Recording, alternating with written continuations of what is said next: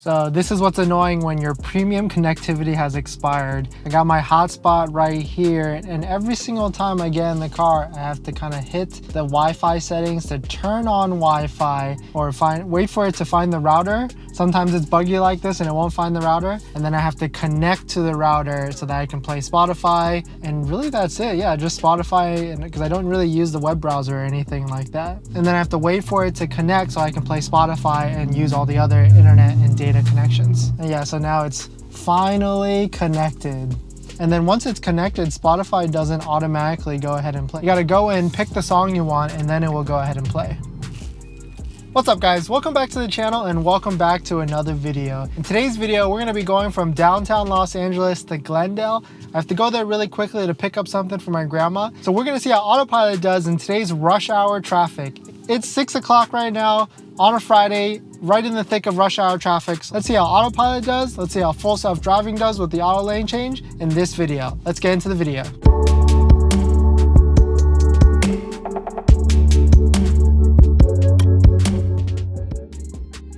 Okay, so we're getting on the highway right now. Hopefully there won't be too much traffic to Glendale. It is a pretty short drive, only 16 minutes, but it is on the pretty much the most used highways in Los Angeles. So hopefully there won't be too much traffic. I just got on the highway, so I'm gonna go through this area a little bit and then I'm gonna throw it on autopilot. Okay, so I just threw it on autopilot. Speed setting of 65 miles an hour, and we're going about 45. Just gonna follow this car.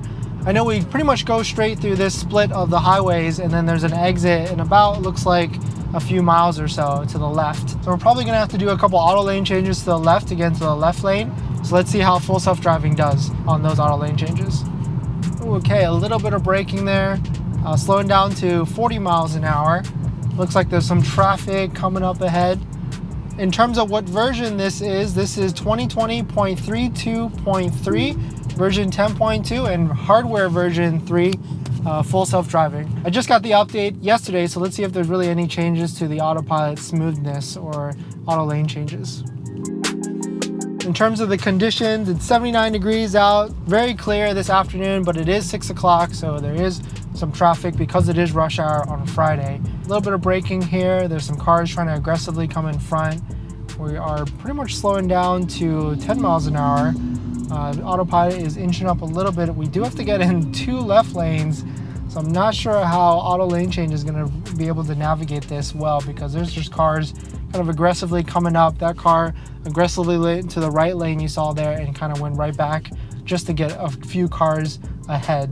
All right, so it looks like there's a little bit of gap. I just triggered the left ticker to go in, and auto lane change aggressively just hit the steering wheel and went in there, so pretty good. Didn't really hesitate there. I do have another lane to get into, and there's a gap, and pretty smooth. Okay, so 2 auto lane changes right off the bat in rush hour traffic, and very, very smooth. Accelerating now to 45 miles an hour. The cars ahead aren't going too fast, so autopilot's gonna have to brake a little bit.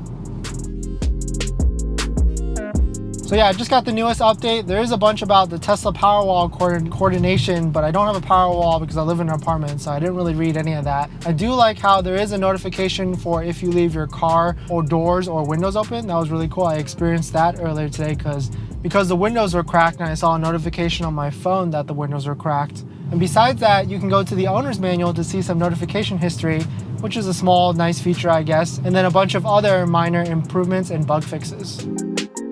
So we're coming up on the exit up here. This one is a pretty sharp exit to the left. So let's see how autopilot does, because it goes from 2 lanes off this highway to the left, and it's a pretty sharp one. And I've done it a couple times in the past with autopilot, and the Tesla has kind of really leaned to the right side of the lane during the turn, which can really freak out some of the cars if they're in your right lane. We're going pretty slow. The cars ahead are very slow as well, so it should be able to take this turn pretty easily. So it's going through the turn right now. It's kind of staying in the lane pretty well. There's a little bit of phantom braking there, or hesitation braking, because it thought that that light back there that was kind of warn other drivers about the sharp turn, it thought it was a stop sign light or a stop traffic light. So it was kind of like hesitant to see, should we stop or we shouldn't? So I could feel a little bit of kind of slight hesitation braking right there. All right, so we're accelerating, but I see that cars are stopped at there up front. I saw that the cars were braking up there, but the autopilot still kind of kept at that same speed until braking at the end. So we do have another 6 miles or 11 minutes to go. At this point right here, the highway from the left merges into this lane, or we merge into their lane. So there is a little bit of traffic, especially in this lane, because most people like to stay in this lane so they can merge quicker. So we should be inching up very, very slowly.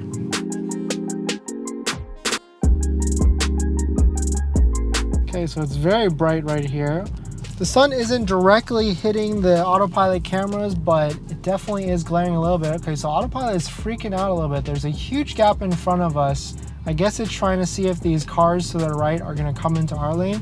So it definitely slowed down a lot right there to let some of these cars in for some reason. It might have been coupled with the sun hitting the camera immediately, but who knows really what, it was really just taking a safe route. Right there, just you probably couldn't see that on the camera, but it broke really quickly there for really no reason at all, almost like a phantom braking. And now it's, okay, so this is where it really gets weird. Okay, so these two lanes that I was in, the lane that I was in and the lane to the right was merging to one. And of course the cars to the right were gonna weave in zipper merge, but autopilot just decided to say, hey, you know what, this is my lane, I'm gonna go accelerate ahead of us and not let that car that was to the right of us merge in. So that was actually a very aggressive move of Tesla Autopilot, which typically I feel like Autopilot would be a little bit hesitant and brake and let the cars in front of it go, but that was more of a Mad Max, so to speak, move for Autopilot there. We're going about 30 miles an hour. Cruise control is still set to 64, keeping a pretty big gap between our car and the car in front of us. Okay, so auto lane change wants me to go into the left lane, so I'm gonna go ahead and trigger that. And pretty smooth. There really wasn't any car behind us, so it was very easy for Tesla to make that lane change. We're increasing speed to about 55 miles an hour. Cruise control speed is still set to 64. So we're going 55 miles an hour. It's increasing speed a little bit. There's really no cars in front of us, so it's going pretty conservatively ahead. So we're going 64 miles an hour at the cruise control speed of 64. I'm going to increase speed now to 70 miles an hour to close some of this gap in front of us, since there's no cars in front of us at all.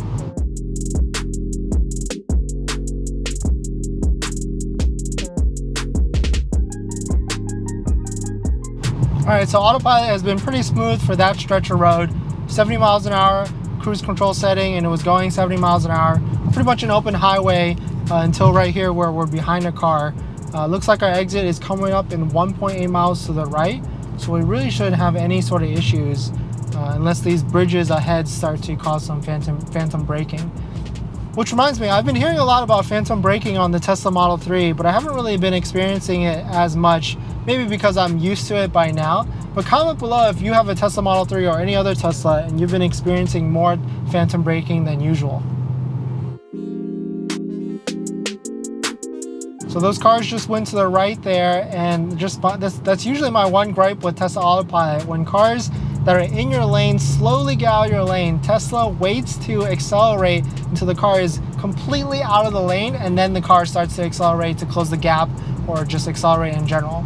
Okay, so we have some cars merging off the right here. Tesla was going pretty fast at about 68 miles an hour, but once the car came into this lane, it slowed down a little bit.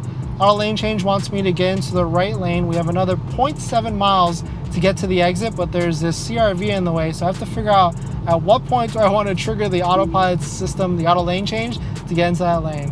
Okay, so it looks like the CRV is going to accelerate a little bit, so I just went ahead and triggered the auto lane change, and pretty smooth. But yeah, so we're about to get off the exit now. I know there's a little bit of straightaway off the exit, but there really isn't any light, so it's gonna go for a little bit on the local roads. But let's see how autopilot does on taking this exit and then navigating through a little bit of the local roads before we make our first turn. Okay, so we're getting off the exit now. Autopilot braking a little bit at the beginning there. Just turned off navigate autopilot, now slowing down to 45 miles an hour to take this turn. Okay, so now it thinks that this lines up here is a traffic stop circle. So let's see how autopilot navigates this. Okay, so it's turning. This is a pretty sharp turn for autopilot, but it looks like autopilot is pretty much taking it.